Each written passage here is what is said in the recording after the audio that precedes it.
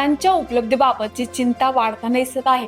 त्यात सर्वात जास्त प्रमाणात आवश्यक असलेल्या खतांपैकी एक खत म्हणजे युरिया खत. आणि यावेळीच्या युद्धजन्य परिस्थितीमुळे या खताचा मोठ्या प्रमाणात तुटवडा पडणार असं बोललं जात होतं. मात्र आता ही चिंता काही प्रमाणात कमी होईल असं वाटतं. असं मी का बोलते जाणून घेऊयात आजच्या सविस्तर रिपोर्ट मधून.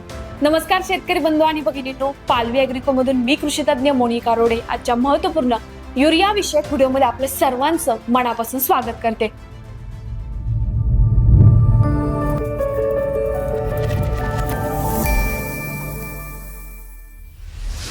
युरियाबाबत एक महत्त्वाची घडामोड पुढे येत आहे.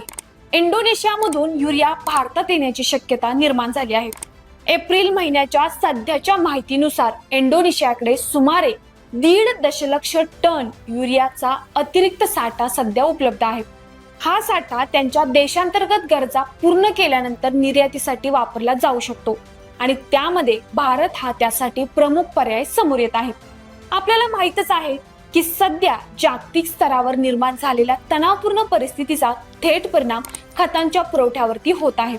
विशेष म्हणजे पश्चिम आशियातील परिस्थितीमुळे आणि होर्मुझ समुद्रधुनीतील अडचणीमुळे युरियाचा पुरवठा विस्कळीत झाला होता. याचा परिणाम म्हणून भारतासारख्या देशांना खतांची आयात करताना अडचणी निर्माण होत आहेत. खरीप हंगाम अगदी जवळ आला असताना युरियाची उपलब्धता ही शेतकऱ्यांसाठी अत्यंत महत्त्वाची बाब ठरते आणि याच पार्श्वभूमीवर भारत सरकारने पर्यायी स्रोत शोधण्यास सुरुवात केली आहे. इंडोनेशिया सोबतच रशिया, बेलारूस, मोरोक्को आणि चीन यांसारख्या देशांकडूनही खत आयात वाढवण्याचे प्रयत्न सुरू आहेत. या संदर्भात इंडोनेशियाने स्पष्ट भूमिका घेतली आहे की ते प्रथम त्यांच्या देशातील गरजा पूर्ण करतील आणि त्यानंतरच उरलेला अतिरिक्त साठा निर्यातीसाठी उपलब्ध करतील. त्यामुळे भारताला या अतिरिक्त साठ्यातून युरिया मिळण्याची शक्यता अधिक बळकट होत चालली आहे.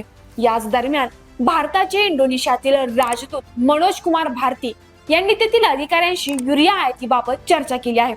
ही चर्चा सकारात्मक दिशेने होत असल्याचे संकेत मिळत आहेत.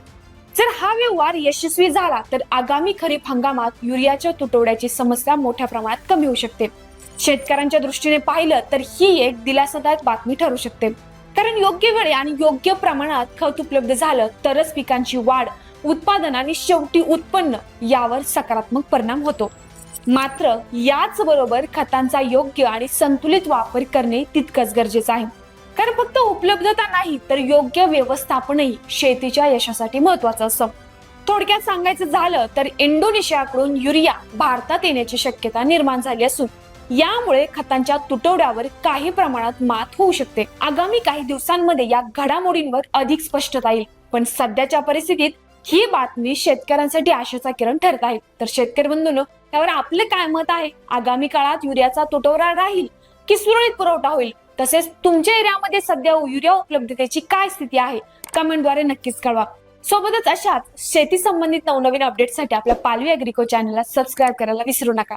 धन्यवाद.